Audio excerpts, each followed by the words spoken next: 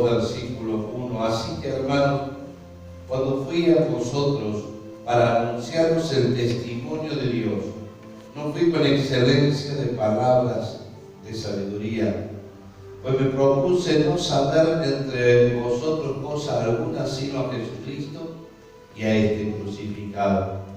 Y estuve entre vosotros con debilidad y mucho temor y temblor, y ni mi palabra ni mi predicación fue con palabras persuasivas de humana sabiduría, sino con demostración del Espíritu y de poder, para que vuestra fe no esté fundada en la sabiduría de los hombres, sino en el poder de Dios. Amén. Oramos, Padre, te bendecimos, Señor. Te damos toda la gloria, toda la honra en esta hora. Sabemos que tú eres el Dios que tienes el poder para quebrantar todas las cosas y hacer todas las cosas posibles. Señor, te pedimos ahora que abras nuestro entendimiento al comprender las Escrituras y que nos enseñes a predicar con el poder y la autoridad de tu Espíritu Santo. Y te damos a ti toda la gloria y toda la honra. Amén y amén. Aleluya. Puede tomar su asiento. Probablemente está teniendo mucha ganancia, por eso le bajas la ganancia y le subes un poquito el volumen o el medio. Bien, estuvimos viendo qué predicaba. ¿Alguien se acuerda de algún texto de ayer? Amén. A ver, ¿quién dice un texto? Yo soy un pan de vida. Amén.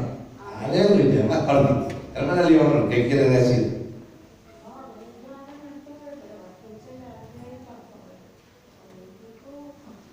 ¿Y se acuerda de un texto?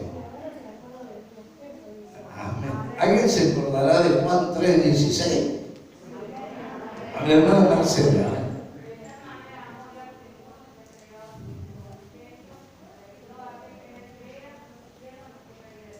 Bueno, para que aquel que cree y no que crea.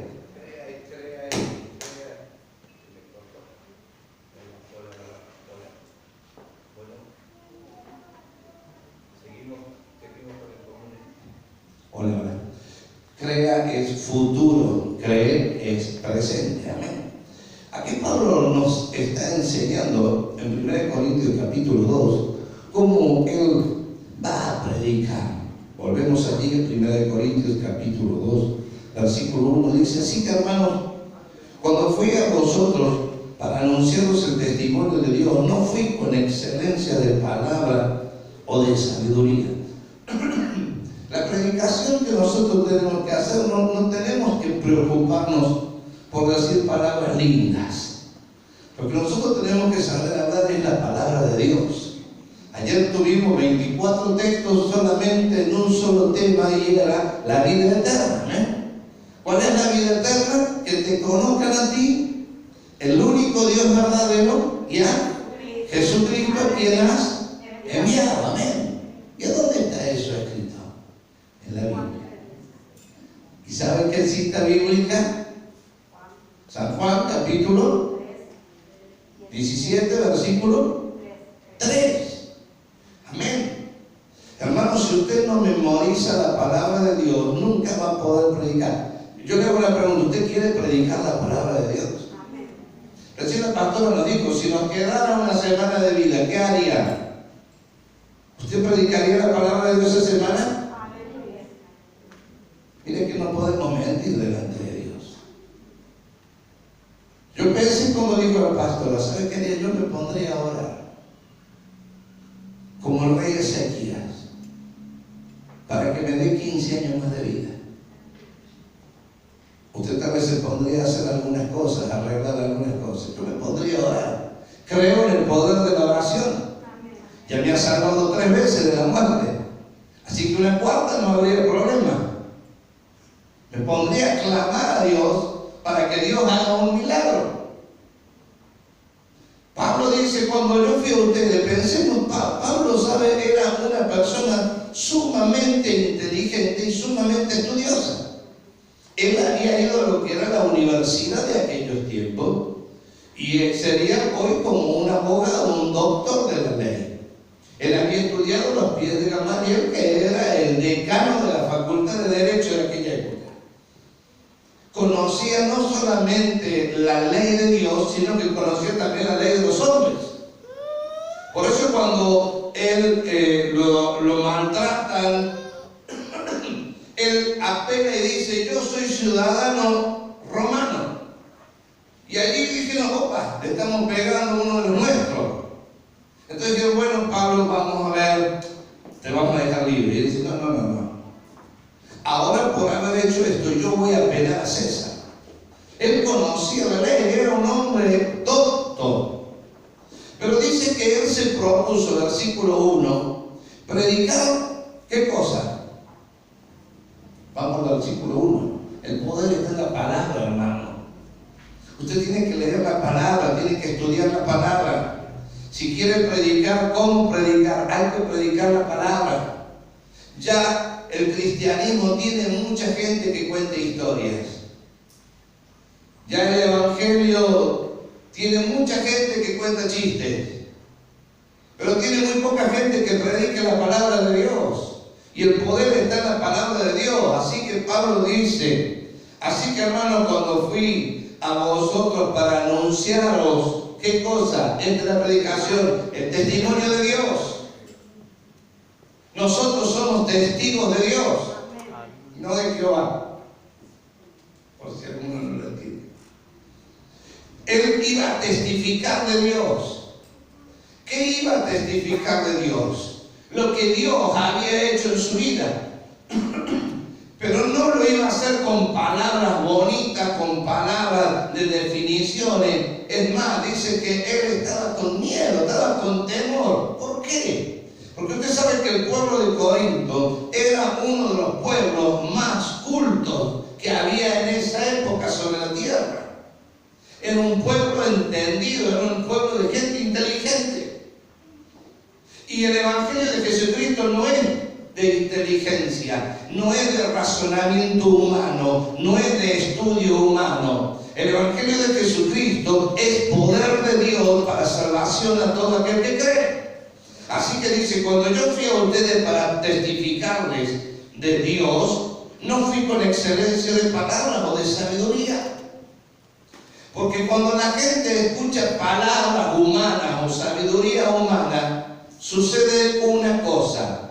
¿Sabe qué? Que no se convierte a Cristo.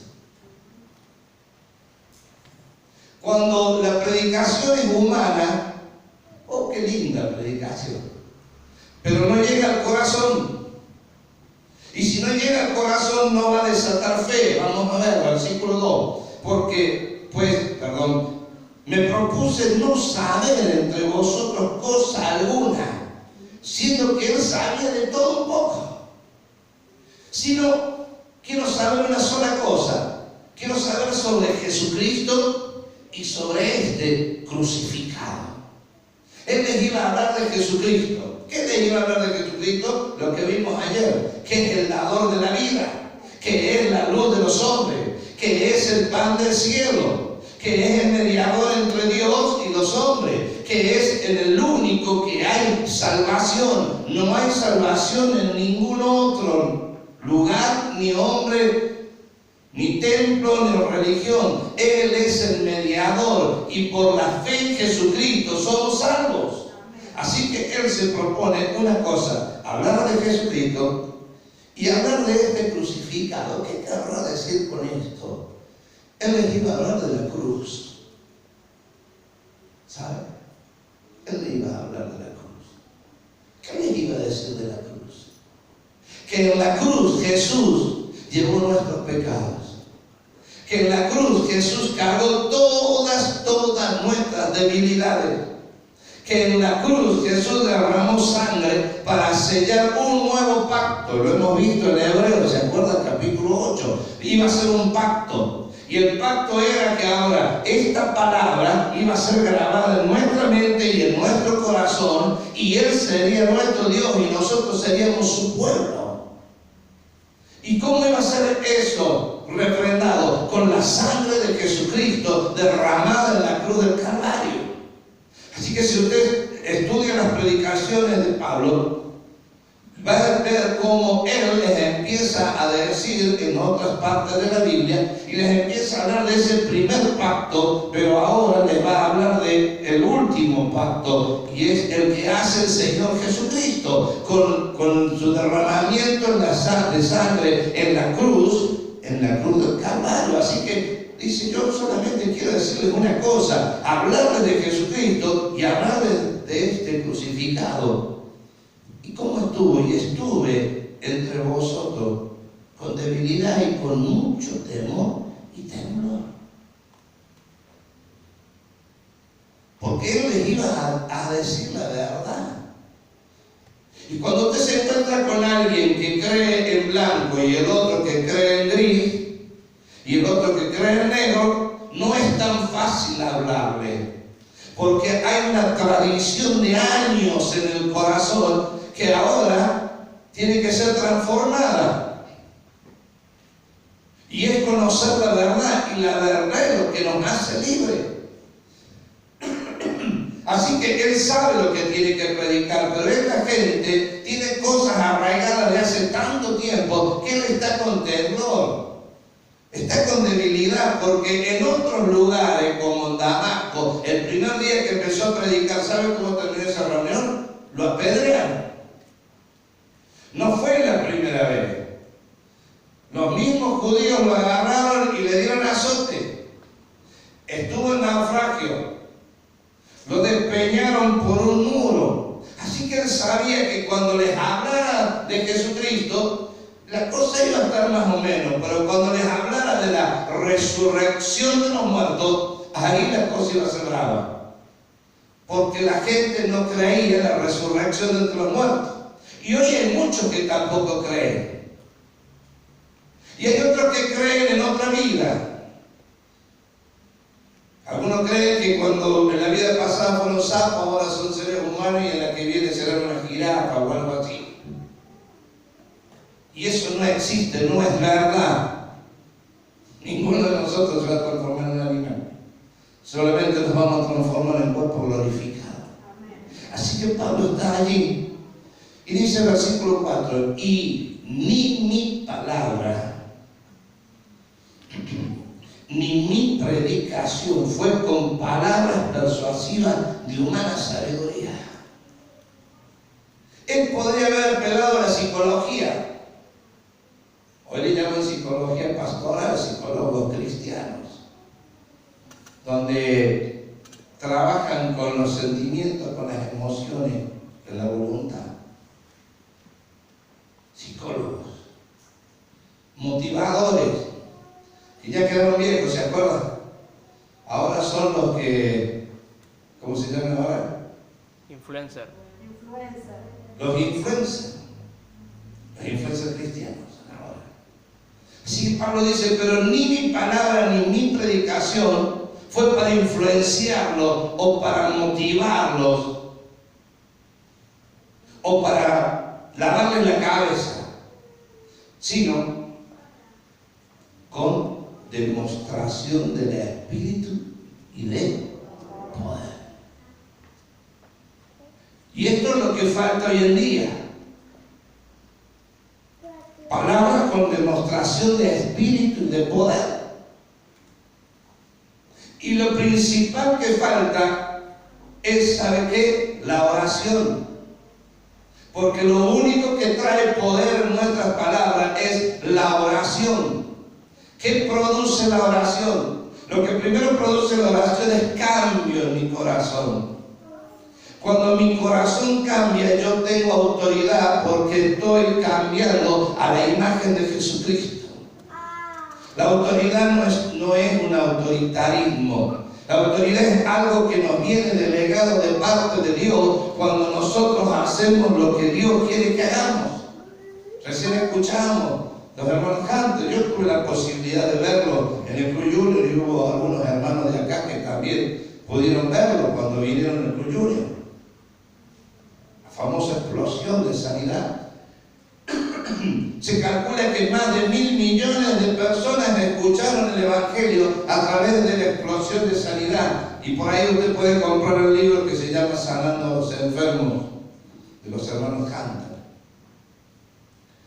Al no haber oración, no hay poder. Al no haber oración, no hay inspiración.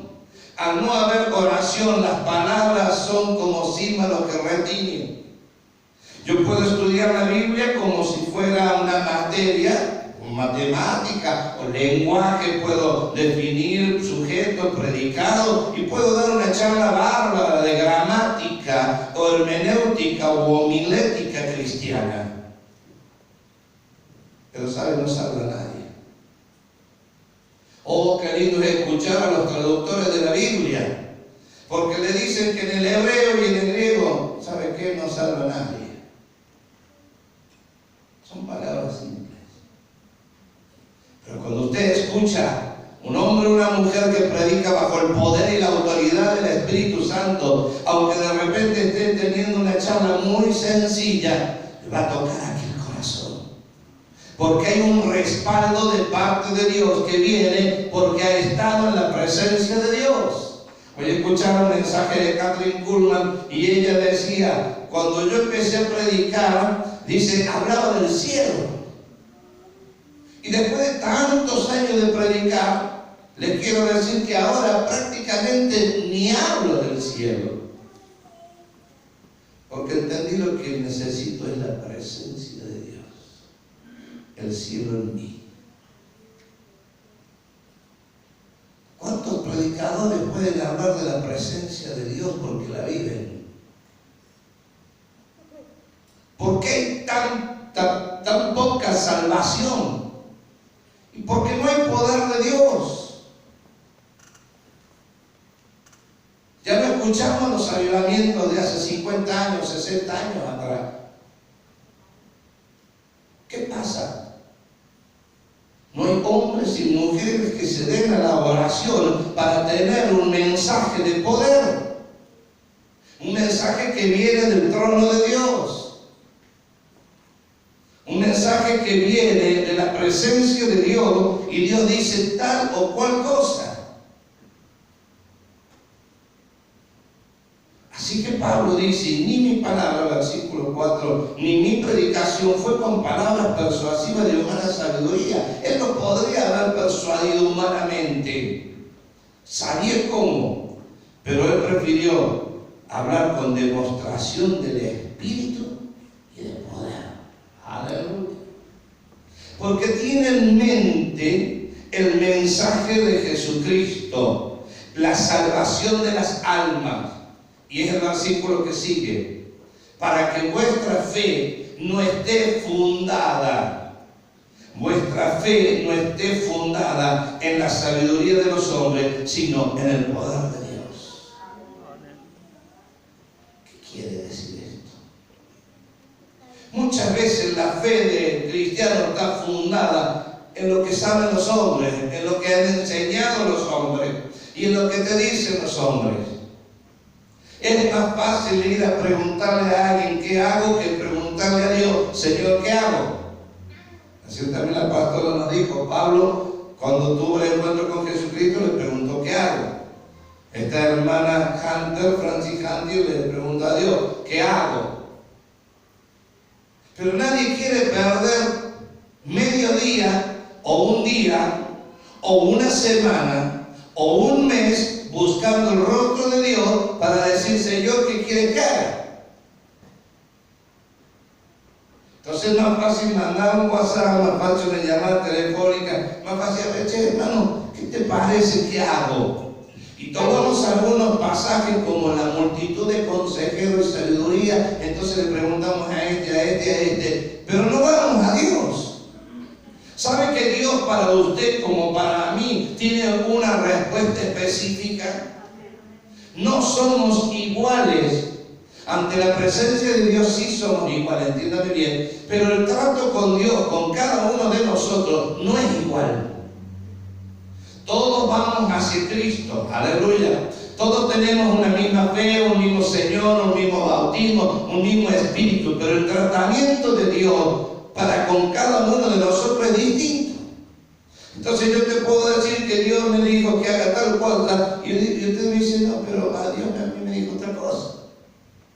No sé si alguna vez leyó en la historia de ese profeta que Dios manda a hablar a Acab y a decirle que se arrepiente, y Dios le dice, y no vuelvas por el mismo camino y no hables con nadie. Y se cuidó este profeta de ir. Pero cuando volvió, dice que salió un profeta anciano y lo engañó. Y le dijo, mira, yo también soy profeta, yo también voy a la misión Noé, ¿por qué no venimos a tomar unos mates, vamos a comer? Y el profeta fue y desobedeció a Dios, y cuando salió de ahí, lo mató un león. La conoce la historia. El tratamiento de Dios para con cada uno es totalmente distinto. Yo puedo sentir un dolor, una enfermedad, y sé qué voy a hacer. Pero tal vez usted siente un dolor y una enfermedad y hace otra cosa totalmente distinta. Yo recién le dije, si me quedara una semana de vida, ¿qué haría? Yo entraría a orar. Como cuando me dieron 15 días de vida, yo entré a la oración y en ayuno.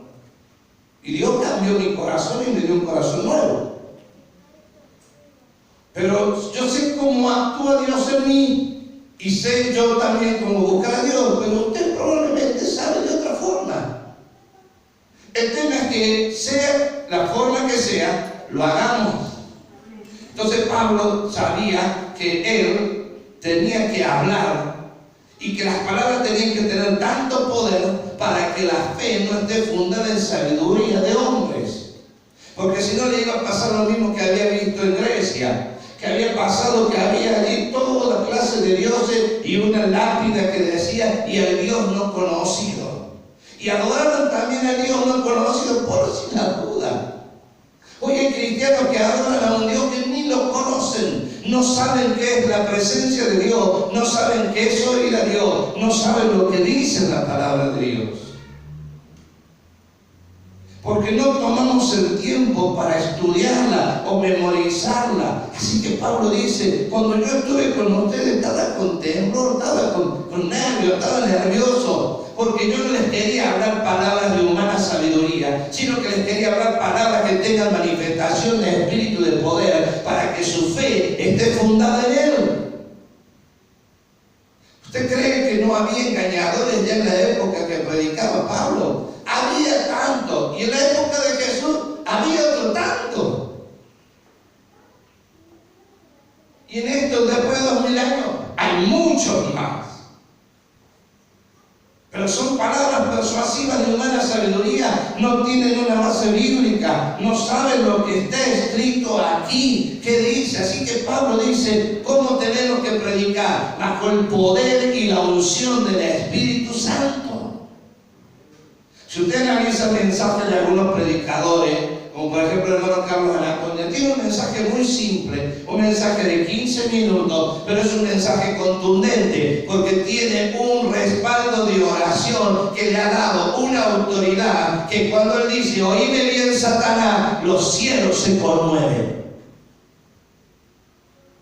Estudia cómo era el ministerio de Carlos Finde, y también tenía un respaldo de oración tremendo, que cuando él se paraba no necesitaba hablar, la gente caía de rodillas pidiendo perdón a Dios. Y así puede usted analizar los ministerios que ha habido.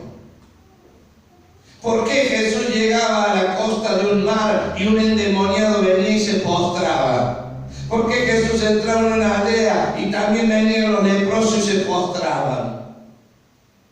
Los demonios le decían, ¿qué tienes con nosotros que nos vienes a atormentar? Porque Jesús había estado orando. Y el pueblo de Dios hoy no ora. ¿Necesitamos la guía de Dios? Sí, pastor. ¿Necesitamos el poder de Dios? Sí, pastor. ¿Necesitamos que Dios nos hable? Sí, pastor. Pero no oramos. Es que tengo tanto sueño, pastor. Y ahora es Semana Santa. Mañana va a ser sábado y pasado es domingo. Entonces, ¿cómo tenemos que predicar? Tenemos que predicar de esta forma.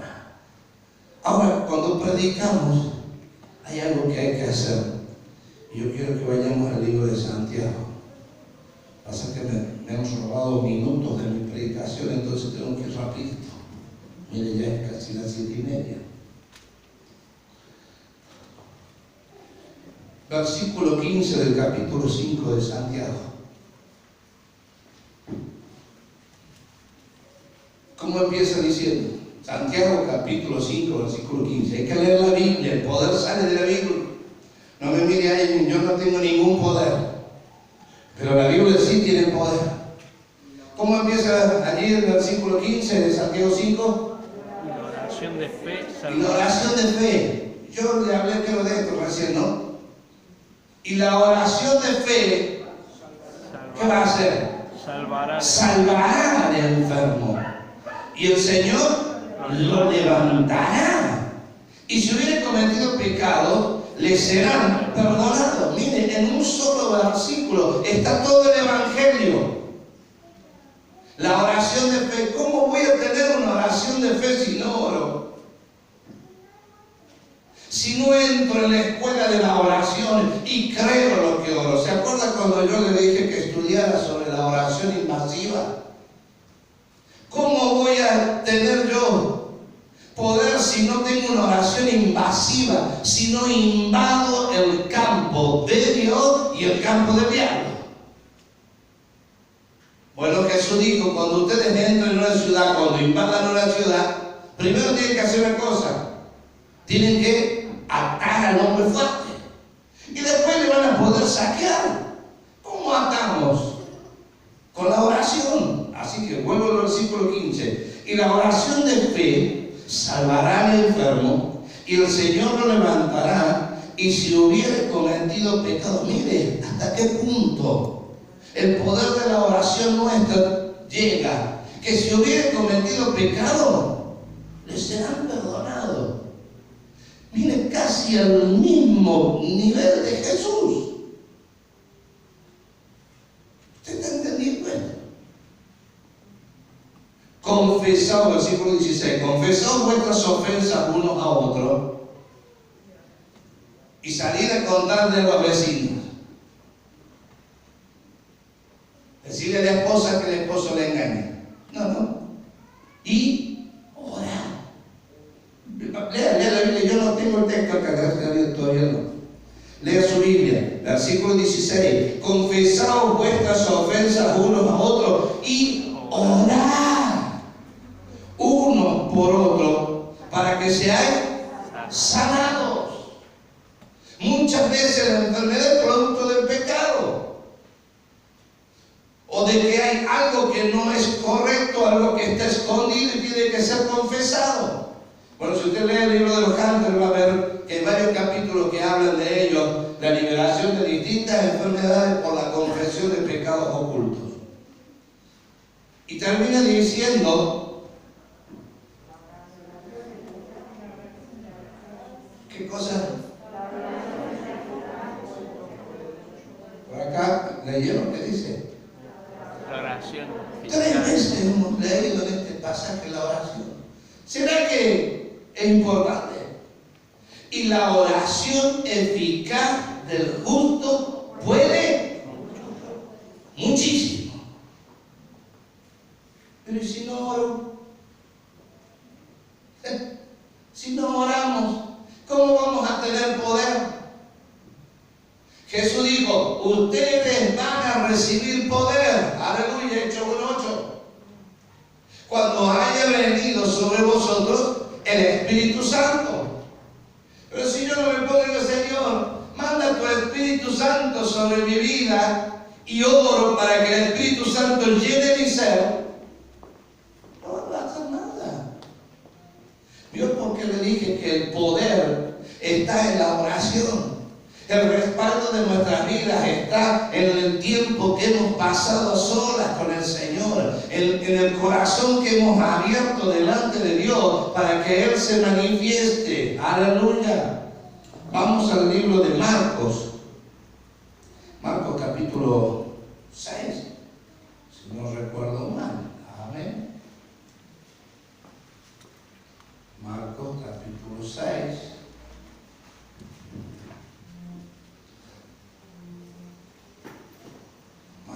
Capítulo 6, versículo 12, voy a ir abreviando, no me queda ya tiempo, tengo que ungir esta noche Y va a haber muchos de ustedes que van a ser sanos. Amén. Aleluya. Y saliendo los discípulos, porque el título es Misión de los 12 apóstoles, y saliendo, ¿qué hacían? Se fueron al shopping, fueron a ver si estaban más baratos los precios en Samaria que en Galilea. No, saliendo predicaban que los hombres se arrepintiesen. Amén. Y echaban fuera muchos demonios, no algunos, y ungían con aceite a muchos enfermos y los sanaban. Aleluya. Porque habían recibido un mandato de Dios. Ayer el hermano Gary nos hablaba de esto. Pero ¿cómo voy a predicar si no conozco las Escrituras? ¿Y qué tengo que hacer? Bueno, vimos qué tenemos que predicar. Por lo menos una partecita, ¿no? Porque hay mucho más. ¿Cómo tengo que hacerlo? Bajo el poder y la unción del Espíritu Santo. No es que decir, Señor, bueno, espera, primero voy a ir a orar y ayunar mediodía y después voy a venir y te voy a decir. Tengo que tener una preparación diaria porque yo no sé cuándo me encuentro en guerra. Yo no sé cuándo me voy a encontrar con un endemoniado. Mire, yo le cuento una pequeña anécdota. La pastora Lina estaba viajando para acá y allá los hermanos tuvieron reunión. Y salieron los hermanos de la reunión. Y se encontró con un joven que estaba drogado y que estaba allí escuchando la palabra. Cuando el hermano Maelo se acercó y empezó a hablar, se empezó a manifestar los demonios. Y pasaba a decir que la policía por la ruta y empezaron a liberarlo. Porque el diablo no te manda y te dice a las 8:20 voy a estar ahí. No sabemos cuándo entramos en guerra. Yo no puedo decir, mira, primero voy a ir a orar y ayudar. Es algo que yo tengo que estar preparado, porque soy un soldado de Jesucristo. Si no, tenemos que ir a Timoteo. ¿Qué es lo que tienen que hacer los soldados de Jesucristo? Tú, pues, como buen soldado de Jesucristo, sufre penalidades. ¿A qué se refería? A estar preparado. No a que nos van a agarrar y nos van a meter latigazo, a estar preparado, a saber que en cualquier momento tenemos que entrar en guerra, en cualquier momento el enemigo se quiere manifestar y hay que atarlo en el nombre de Jesús. Tal vez te acuestas a dormir y de repente sientes que los cuadros se mueven, las puertas empiezan a chillar y los gatos empiezan a miau y los perros, hay que reprenderlo. ¿Sí? Los viernes, como esta noche, capaz que empiezan los perros. Y hay que estar listo. Somos soldados de Jesucristo y entramos en batalla en cualquier momento. Mire, hoy hace 39 años, ¿no? De que nuestra nación entró. ¿Quién pensaba en la guerra? Yo me acuerdo que estaba en la universidad. Tendría que haber estado en el General Belgrano porque estuve en 913. Era Marina de Derecho. Los compañeros míos que hicieron la revisación médica y fueron al Belgrano, todos murieron, no volvió ninguno. Dios me salvó. Entramos en guerra. Y entramos en pandemia, ¿sabían? Que hace como un año. Y probablemente la semana que viene nos metan de nuevo. Oh, pastor, y ahora no vamos a tener más reunión. No, pero vamos a seguir predicando. Y vamos a seguir ganando almas. No importa que no podamos venir al templo, vamos a seguir haciendo la obra. Porque la obra de Dios no se hace cuando tenemos todo. Los primeros cristianos iban corriendo. Salió Felipe con sus hijas y escaparon hasta Samaria. Y cuando llegaron a Samaria, papá, ¿y ahora qué hacemos? Perdimos la casa, perdimos el auto, perdimos la pileta del fondo, perdimos las chauchas que teníamos para cosechar. No dice que fue la mamá, así que probablemente perdieron la mamá. ¿Y ahora qué hacemos? ¿Y sabe qué dijo Felipe? Vamos a predicar a Cristo. Y en Samaria comenzó una campaña. ¿Sabe qué hizo Felipe? Prendió la luz, porque cuando llegó a Samaria vio que había una oscuridad. La mayoría eran brujos, curanderos, y empezó a predicar a Cristo, y los milagros que empezaron a suceder y los demonios que empezaron a salir trajo con la gente, hicieron una pila de libros que le prendieron fuego y hasta un mago aparentemente se convirtió. ¿Por qué? Porque Dios hacía, dice, grandes milagros y maravillas a través de sus hijos. No tenían WhatsApp, no tenían internet, no tenían Smart TV, no tenían, yo creo que no tenían ni reloj. Pero ¿sabe qué tenían? Poder. ¿Y sabe qué quiere darnos Dios? Poder. Así que en unos minutos más vamos a empezar con la unción con aceite. Si está enfermo, Dios lo va a sanar por obediencia a la palabra. Y echaban fuera muchos demonios y ungían con aceite a muchos enfermos y los sanaban. Esta fue la orden que dio.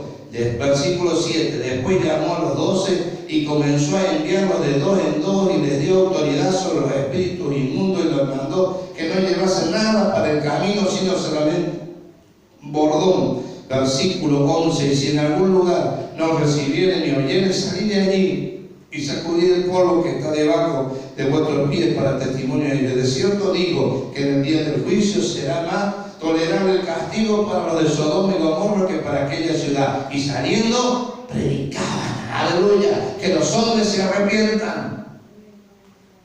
Y si se enoja, que se enoje.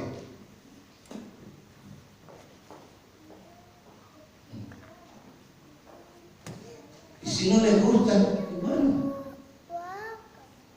yo le estoy diciendo la verdad. Pero hay muchos que creen. Cierra sus ojos unos momentos y vamos a